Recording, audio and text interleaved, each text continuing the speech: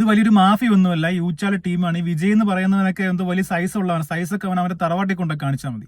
ഈ സാധനം നമ്മൾ വിട്ടിട്ടില്ല കേട്ടോ. കട്ടുമുടിച്ച് അങ്ങനെ തിന്നാമെന്നുള്ള ഒരു ചിന്ത മലയാളികളെ പറ്റിച്ചുകൊണ്ട് ഏത് ബാംഗ്ലൂരുകാരനും വേണ്ട, ഒരു തമിഴ്നാട്ടുകാരനും വേണ്ട, ഇനി മലയാളിയാണെങ്കിൽ അവനും വേണ്ട.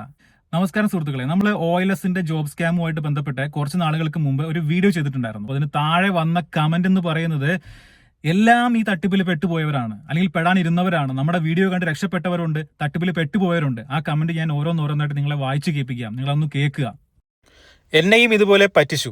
ഇൻഡിഗോ എയർലൈൻസിൽ ജോലി വാഗ്ദാനം ചെയ്ത് പൈസയും വാങ്ങി പറ്റിച്ചു. പിന്നെ വിളിച്ചാൽ എടുക്കുന്നില്ല. അതിലും സങ്കടം, ഇവരുടെ പേരും ഗൂഗിൾ പേ നമ്പറും അടക്കം ഇവിടുത്തെ സൈബർ പോലീസ് സ്റ്റേഷനിൽ പരാതി നൽകി. 2 വർഷമായിട്ട് ഈ സൈബർ പോലീസുകാരെ ഒന്ന് വിളിക്കുക പോലും ചെയ്തില്ല. ഈ 2 കമന്റും ഇവന്മാരെ വിളിച്ചിട്ട് ഇവന്മാരെ കോൺടാക്ട് ചെയ്തിട്ടുള്ള ആൾക്കാരാണ്. ഇവർ രക്ഷപ്പെട്ടു പോയവരാണ്. ഇത് കണ്ടോ? യെസ്, എനിക്കും ഉണ്ടായിട്ടുണ്ട് ബ്രോ. ജോബ് സെറ്റായില്ലെങ്കിൽ റീഫണ്ട് ചെയ്യാമെന്ന് പറഞ്ഞ് കബളിപ്പിച്ചു. വളരെ വൾഗറായ ലാംഗ്വേജിൽ സംസാരിച്ചു. ഇതിന്റെ പിന്നാലെ കേസ് ആയിട്ട് പോയാൽ കൂടുതൽ പൈസകൾ ചിലവാകുമെന്ന് കരുതിയാന്ന്. അങ്ങനെ ആവില്ല ബ്രോ, ഒരിക്കലും ആവില്ല. നിങ്ങൾ എല്ലാവരോടും പറയുകയാണ്, നിങ്ങൾ കംപ്ലൈന്റ് കൊടുത്തിടുക എന്ന് മാത്രം ചെയ്യുക, മറ്റൊന്നും ചെയ്യേണ്ട. ഇൻ കേസ് അവരത് അന്വേഷിച്ചാലും ഇല്ലെങ്കിലും നിങ്ങളെ ഭാഗത്ത് നിന്നും ഇങ്ങനെ സംഭവം ഉണ്ടായെന്ന് പറഞ്ഞ് അടുത്തുള്ള സ്റ്റേഷനിൽ കംപ്ലൈന്റ് കൊടുത്തിടുക. ഇനി ഇത് വായിച്ചു നോക്കൂ. Thank you so much sir, ഞാൻ വിശ്വസിച്ച് പോയി. ബട്ട് യൂട്യൂബ് ജസ്റ്റ് സെർച്ച് ചെയ്തപ്പോഴാണ് വീഡിയോ കണ്ടത്. ലോട്ട് ഓഫ് താങ്ക്സ് എന്ന് പറഞ്ഞുകൊണ്ട്. അടുത്തത്, OMG ഞാൻ കോൺടാക്ട് ചെയ്ത് പോകാൻ ഇരിക്കുകയായിരുന്നു. Thanks universe, thank you for the video ചേട്ടാന്ന് പറഞ്ഞുകൊണ്ട്. അങ്ങനെ 2 പേര് നമ്മുടെ വീഡിയോ കണ്ട് രക്ഷപ്പെട്ടിട്ട് ഇതുപോലെ തന്നെ എഴുതിയിട്ടുണ്ട്. ഇത് മാത്രമല്ല പലരും എഴുതിയിട്ടുണ്ട്. ഞാൻ ഇത് ജസ്റ്റ് എടുത്ത് കാണിച്ചെന്നേ ഉള്ളൂ. ഇനി ഒരു കമന്റ് വായിക്കുക. നമുക്ക് ചെയ്യാൻ പറ്റുന്ന കാര്യം അവയർനെസ് കൊടുക്കുക എന്നതാണ്.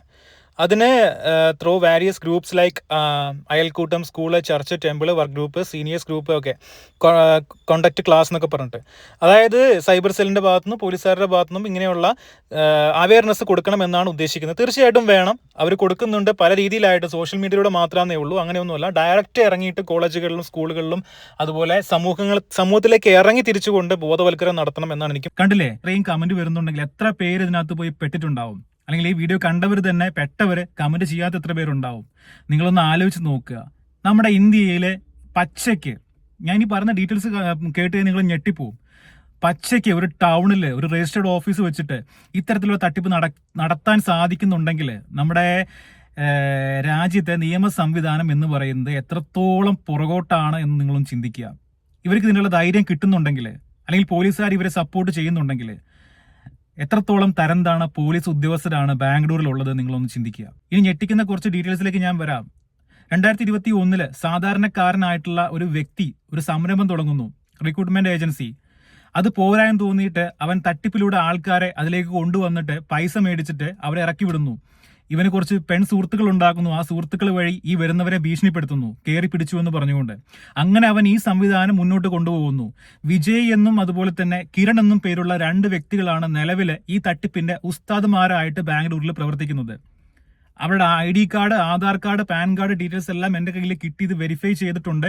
ഈ ഡീറ്റെയിൽസ് എല്ലാം തന്നത്, ഇവന്മാരുടെ ഡീറ്റെയിൽസ് എല്ലാം തന്നത് അവിടെ തൊട്ടടുത്തുള്ള സ്ഥാപനത്തിലെ ആൾക്കാർ തന്നെയാണ്. അവർ തന്നെ ഇവരെ കൊടുക്കാൻ വേണ്ടി മാക്സിമം നോക്കുന്നുണ്ട്. കാരണം ഇവന്മാർ കാരണം അടുത്തുള്ള സ്ഥാപനങ്ങൾക്കൊക്കെ ഗൂഗിൾ മാപ്പിൽ നെഗറ്റീവ് റിവ്യൂസ് വരാൻ തുടങ്ങി. നമ്മുടെ മലയാളികൾ ചില്ലറക്കാരല്ല.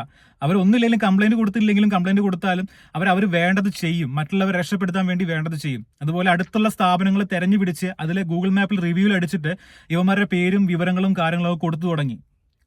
ഇനി ഇവർ ഇവിടുന്ന് പോകേണ്ടി വരും എന്നുള്ളത് കാര്യം കൺഫേം ആണ്. കാരണം ഈ ബിൽഡിങ്ങിനകത്ത് ഈ പരിപാടി നടക്കുന്നുണ്ടെന്ന് അവിടെയുള്ള നാട്ടുകാർക്ക് എല്ലാം അറിയാം.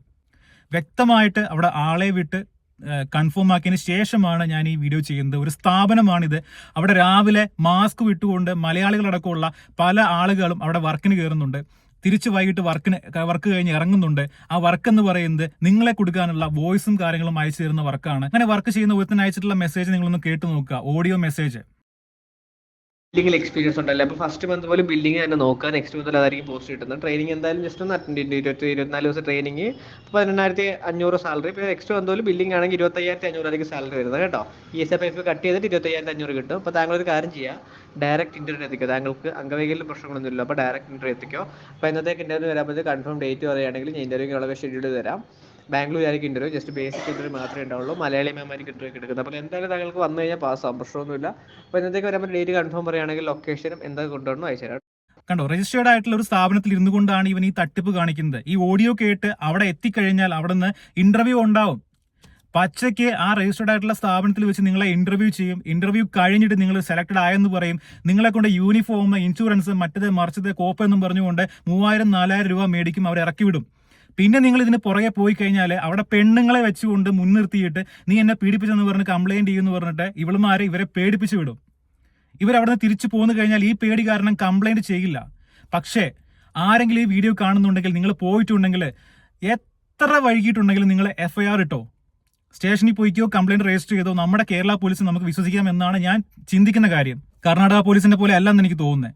കാരണം മലയാളികളാണ് ഇവർ പറ്റിച്ചുകൊണ്ടിരിക്കുന്നത്. മറ്റ് സംസ്ഥാനക്കാരാണെങ്കിൽ ആ പോലീസുകാർ അന്വേഷിച്ചോളും. പക്ഷെ നമ്മുടെ മലയാളികൾ ഇഷ്ടം പോലെ പേര് ഇതിനകത്ത് പോയി പെടുന്നുണ്ട്. മലയാളത്തിലാണ് ആ കമന്റ് ഒക്കെ ടൈപ്പ് ചെയ്ത് വെച്ചേക്കുന്നത്, നിങ്ങൾ നോക്കുക. അപ്പൊ അങ്ങനെ മലയാളികൾ പെടുന്നതുകൊണ്ട് നമ്മുടെ കേരളീയരായിട്ടുള്ള പോലീസ് ഉദ്യോഗസ്ഥരെ ഇതിനെതിരെ പ്രതികരിക്കും എന്ന് എനിക്ക് പ്രതീക്ഷ ഉള്ളത് കൊണ്ടാണ് നിങ്ങൾ എത്ര ലേറ്റ് ആയിട്ടുണ്ടെങ്കിലും കംപ്ലൈന്റ് ചെയ്യണം. ഇത്തരത്തിലുള്ള സംഭവം നമ്മുടെ രാജ്യത്ത് നടക്കാൻ പാടില്ല എന്നുള്ളത് ഞാൻ പറയുന്നത്. ഈ ബാംഗ്ലൂരിലെ ഊച്ചാളി പോലീസുകാരൊന്നുമല്ല, അതിന് മേലിലുള്ള ആൾക്കാരുണ്ട്. ഇവരുടെ അടുത്ത് നിന്ന്, ഈ തട്ടിപ്പാരിൽ നിന്ന് പൈസ മേടിച്ചിട്ട് ഞണ്ണുന്ന ടീമൊന്നുമല്ല. അതിന് മുകളിലുള്ള അതിന്റെ ജില്ലാ മേധാവി, അതുപോലെ സംസ്ഥാന മേധാവി, കാര്യങ്ങളൊക്കെ അവിടെ ബാംഗ്ലൂരിലുണ്ട്. അവരൊന്നും ഇത് അറിഞ്ഞു പോലും കാണില്ല. അവർ അറിഞ്ഞിട്ടുണ്ടെങ്കിൽ തീർച്ചയായിട്ടും ആ പോലീസ് ഉദ്യോഗസ്ഥൻ, ആ കീഴെ കിടക്കുന്ന പോലീസ് ഉദ്യോഗസ്ഥനെ എടുത്ത് വലിച്ചു ദൂരെ അങ്ങിടും. പക്ഷെ നിങ്ങൾ ആരും പ്രതികരിക്കാത്തത് കൊണ്ട്, നിങ്ങൾ പ്രതികരിച്ചുകൊണ്ട് ഇങ്ങനെ അനുഭവം ഉണ്ടായെന്ന് പറഞ്ഞുകൊണ്ട് നിങ്ങൾ ഉയർന്ന ഉദ്യോഗസ്ഥർക്ക് ഈ സാധനം കംപ്ലൈന്റ് ആയിട്ട് കൊടുത്തു കഴിഞ്ഞാൽ താഴേക്കടയിലുള്ള ഇതുമാതിരി എണ്ണാൻ വേണ്ടി മേടിക്കുന്ന ടീമൊക്കെ അങ്ങ് മാറി നിന്നോളും. നിങ്ങൾ ആരും ഭയക്കേണ്ട കാര്യമില്ല. നിങ്ങൾക്ക് അറിയാവുന്ന മറ്റൊരു കാര്യം ഉണ്ടാവും. ഓരോ സംസ്ഥാനം, നമ്മുടെ കേരള ആയാലും ശരി, തമിഴ്നാട് ആയാലും ശരി, കർണാടക ആയാലും ശരി, അവിടെ ഒന്നും ഉയർന്ന ഉദ്യോഗസ്ഥരെ അറിഞ്ഞുകൊണ്ടല്ല ഇത്തരത്തിലുള്ള സംഭവം ഒന്നും ചെയ്യുന്നത്. നിങ്ങൾ ആദ്യം മനസ്സിലാക്കുക. ഈ താഴേക്കിടയിലുള്ള ഇതുമാതിരി ടീമുകളൊക്കെ ഈ ഉയർന്ന ഉദ്യോഗസ്ഥരെ തെറ്റിദ്ധരിപ്പിച്ചുകൊണ്ടാണ് ഈ പരിപാടിയൊക്കെ ചെയ്ത് മുന്നോട്ട് പോകുന്നത്. അതിവിടെ കേരളത്തിൽ തട്ടിപ്പ് നടക്കുന്നുണ്ടെങ്കിലും അങ്ങനെ തന്നെയാണ്. അപ്പൊ അതുകൊണ്ട് ഇങ്ങനെ നിങ്ങൾ അവിടെ പോയിട്ട് നിങ്ങളുടെ 3000, 5000 അല്ലെങ്കിൽ ഫ്രണ്ട്സുമായിട്ട് പോയിട്ട് 5 പേരുമായിട്ട് പോയിട്ട് 15000 രൂപയൊക്കെ പോയിട്ടുണ്ടെന്നുണ്ടെങ്കിൽ ആ തെളിവ് സഹിതം, റെസിപ്റ്റ് ഒക്കെ അവർ തരുന്നുണ്ടല്ലോ, ആ തെളിവ് സഹിതം നിങ്ങൾ പോയിട്ട് കംപ്ലൈന്റ് ചെയ്യുക. എല്ലാവരുടെയും അവസ്ഥ ഇതാണ് സാർ, ഇതിനെതിരെ പ്രതികരിക്കണം സാർ എന്നൊക്കെ പറഞ്ഞുകൊണ്ട് എന്തെങ്കിലും ചെയ്യുക. ഹയർ ലെവലിൽ, ഗവൺമെന്റ് ലെവലിൽ ഒരു മെയിൽ OLXന് അയച്ചു കഴിഞ്ഞാൽ ഇവന്മാരുടെ ഈ ഐഡിയും കാര്യങ്ങളൊക്കെ അതിനകത്ത് പൊക്കോളും OLXൽ നിന്ന്. ഈ സാധനം നമ്മൾ വിട്ടിട്ടില്ല കേട്ടോ. കട്ടുമുടിച്ച് അങ്ങനെ തിന്നാമെന്നുള്ള ഒരു ചിന്ത മലയാളികളെ പറ്റിച്ചുകൊണ്ട് ഏത് ബാംഗ്ലൂരുകാരനും വേണ്ട, ഒരു തമിഴ്നാട്ടുകാരനും വേണ്ട, ഇനി മലയാളിയാണെങ്കിൽ അവനും വേണ്ട. ഈ വിളിക്കുന്ന മലയാളികളൊക്കെ ഇതുപോലെ പോയി പെട്ടിട്ട് തട്ടിപ്പ് കാണിക്കാൻ വേണ്ടി പ്രേരിപ്പിച്ചുകൊണ്ട് ഇവന്മാർ പൈസ കൂടുതൽ തരാമെന്ന് പറഞ്ഞ് ചെയ്യിപ്പിക്കുന്നതാണ്. അപ്പൊ ഞാൻ ബാക്കി പറഞ്ഞു വരാം. ഈ കിരൺ എന്ന് പറയുന്നവനും വിജയ് എന്ന് പറയുന്നവനാണ് ഇതിന്റെ പുറകിൽ എന്ന് പറഞ്ഞല്ലോ. ഇവരെ സ്ഥാപനം എന്ന് പ്രത്യേകം എടുത്തു പറയത്തിന് കാരണം എന്ന് വെച്ച് കഴിഞ്ഞാൽ അതിന്റെ ഫുൾ ഡീറ്റെയിൽസ് നമ്മുടെ അടുത്തുണ്ട്. അതൊക്കെ ഞാൻ ഇങ്ങനെ പറ്റുന്ന പോലെ സ്ക്രീൻഷോട്ട് ആയിട്ട് ഇങ്ങനെ കാണിച്ചു വരാം. ഇവരുടെ എല്ലാ ഡീറ്റെയിൽസും, ഇവർ ആരൊക്കെ ആയിട്ട് കണക്ഷൻ ഉണ്ട്, ഏതൊക്കെ പെണ്ണുങ്ങളെ ആയിട്ട് ഈ പരിപാടി കാണിച്ചുകൊണ്ട് മുന്നോട്ട് പോകുന്നുണ്ടെന്നുള്ള ഫുൾ ഡീറ്റെയിൽസ് നമ്മുടെ അടുത്തുണ്ട്. ഇവന്മാർ ഇത് അടങ്ങുന്നില്ല എന്നുണ്ടെങ്കിൽ ഓരോന്നായിട്ട് തന്നെ നമ്മുടെ ചാനലിൽ മാത്രമല്ല കേട്ടോ, പബ്ലിക് ആയിട്ട് ഈ സാധനം പുറത്തു വരുന്നുള്ളത് കൺഫേം ആണ്. കാരണം സകല തെളിവ് സഹിതമാണ് ഈ ഡീറ്റെയിൽസ് ഉള്ളത്. കമ്പനിയുടെ പേരും ഡീറ്റെയിൽസും തരാത്തതിന് കാരണം എന്ന് വെച്ച് കഴിഞ്ഞാൽ ഇവന്മാർ ഇന്ന് ഇട്ട കമ്പനിയുടെ പേരായിരിക്കില്ല അടുത്ത മാസം ഇടുന്ന കമ്പനിയുടെ പേര്. അതായത് 2021 പേരാണെങ്കിൽ ഇപ്പൊ അതൊന്നുമല്ല. പിന്നെ ഇതുപോലെ ഇവരുടെ കൂടെ നിന്നിട്ട് ഇവരെ സപ്പോർട്ട് ചെയ്തുകൊണ്ട് ഈ ടെലികോളിംഗ് ചെയ്തിട്ടുള്ള സ്റ്റാഫുകൾ അവർ തന്നെ വീണ്ടും ഈ മാതിരി സ്ഥലങ്ങളിൽ പോയിട്ട് ഈ തട്ടിപ്പ് ചെയ്തുകൊണ്ട് മുന്നോട്ട് പോകുന്നുണ്ട്. പിന്നെ ഈ സ്ഥലത്തെ അടുത്തുള്ള കടക്കാരും കാര്യങ്ങളും നേരിട്ട് അന്വേഷിച്ചപ്പോൾ പറഞ്ഞ കാര്യം എന്ന് വെച്ച് കഴിഞ്ഞാൽ ഇത് നടക്കാൻ തുടങ്ങിയിട്ട് കുറെ കാലമായിട്ടുണ്ട്. ഒരുപാട് പേര് വന്ന് അവരുടെ സങ്കടങ്ങളും കാര്യങ്ങളും ഈ കടക്കാരെടുത്ത് പറയുന്നുണ്ട്. അതല്ല, ഇന്റർവ്യൂവിന് പോകാൻ പോകുന്നവരോട് ഈ കടക്കാർ എന്ത് പറയുന്നുണ്ട്, നിങ്ങൾ ചെല്ലേണ്ട, തട്ടിപ്പാണ്, അവിടെ പൈസ കൊടുക്കരുത് എന്ന് പറഞ്ഞിട്ട് അവരെ തിരിച്ചു വിടുന്നുണ്ട്. അങ്ങനെ രക്ഷപ്പെട്ടു പോയവരുണ്ട്. ഈ തട്ടിപ്പുകാരൻ്റെയൊക്കെ ബിൽഡിങ്ങിന് താഴെ ഇരിക്കുന്നവർ പോലും ഇവനൊക്കെ എതിരാണെന്നുള്ളത് നിങ്ങൾ മനസ്സിലാക്കുക. നമ്മുടെ ഒരു സ്ഥലത്തെ മൊത്തമായിട്ടും കുറ്റം പറയേണ്ട കാര്യമില്ല. ഇവർ ഒറ്റപ്പെട്ട് തന്നെയാണ് അവിടെ ഈ പരിപാടികൾ കാണിക്കുന്നത്. അവിടെ കൂട്ടമായിട്ട് തട്ടിപ്പ് സംഘങ്ങളോ അല്ലെങ്കിൽ ഇവർക്ക് കാവലായിട്ട് വലിയ ഗുണ്ടകളോ അങ്ങനെ സെറ്റപ്പ് ഒന്നുമില്ല. മനസ്സിലായോ? ഇത് വലിയൊരു മാഫിയ ഒന്നുമല്ല, ഈ ഊച്ചാളി ടീമാണ്. ഈ വിജയ് എന്ന് പറയുന്നവനൊക്കെ എന്തോ വലിയ സൈസ് ഉള്ളതാണ്. സൈസൊക്കെ അവരെ തറവാട്ടി കൊണ്ടൊക്കെ കാണിച്ചാൽ മതി. മനസ്സിലായില്ല? ഇങ്ങനെയുള്ള തട്ടിപ്പുകൾ വില പോവില്ല. നമ്മൾ മലയാളികളായിട്ട് തന്നെ ഈ സാധനത്തിനെതിരെ നല്ല രീതിയിൽ പ്രതികരിച്ചേ പറ്റുള്ളൂ. അനുഭവം ഉണ്ടായിട്ടുള്ളവർ തീർച്ചയായിട്ടും കംപ്ലൈന്റ് ചെയ്യുക പോലീസ് സ്റ്റേഷനിൽ പോയിട്ട്. ചെയ്തിട്ടുള്ള കംപ്ലൈന്റ് നമ്പറുകളും കാര്യങ്ങളും FIRഉം വെച്ചുകൊണ്ട് ഞാൻ ഇനിയും വീഡിയോ ചെയ്യുന്നുണ്ട്. അതിൽ ഡീറ്റെയിൽ ആയിട്ട് എല്ലാവരും നമ്മൾ തുറന്ന് കാണിക്കുകയും ചെയ്യും. ഞാനല്ലെന്നുണ്ടെങ്കിലും ഇതിനകത്ത് ഒരുപാട് പേര് നമ്മളെ സപ്പോർട്ട് ചെയ്യാൻ വേണ്ടി വന്നിട്ടുണ്ട്. അവരെല്ലാം ഈ വാർത്തകളും കാര്യങ്ങളും ചെയ്യാന്ന് പറഞ്ഞിട്ടുണ്ട്. അവർ കാണിക്കും, ഞാനും മാക്സിമം കാണിക്കും. അപ്പം അതുകൊണ്ട് തന്നെ ഇതിനകത്ത് ഇനി ആരും പോയി പെടാതിരിക്കുക എന്നുള്ളതാണ്. OLXലെ ഒരു ജോലി നിങ്ങൾ അപ്ലൈ ചെയ്യേണ്ട. നിങ്ങൾക്ക് ജോലി വേണോ, നിങ്ങൾ ഡയറക്റ്റ് സ്ഥാപനങ്ങളിൽ അന്വേഷിക്കുകയോ അല്ലെങ്കിൽ ഫ്രണ്ട്സ് വഴി അവിടെ ജോലി അന്വേഷിക്കാൻ പറയുകയൊക്കെ ചെയ്യുക ബാംഗ്ലൂരിൽ. കാരണം ചിലർ പറയുന്നുണ്ട് OLX വഴി ജോലി കിട്ടി രക്ഷപ്പെട്ട് പോയവരുണ്ടെന്ന്. അതിന് ഒരു ലോട്ടറി എടുത്തു കഴിഞ്ഞാൽ 10 ലക്ഷം ബമ്പർ ആണെങ്കിൽ ഒരാൾക്ക് അത് അടിക്കുകയുള്ളൂ.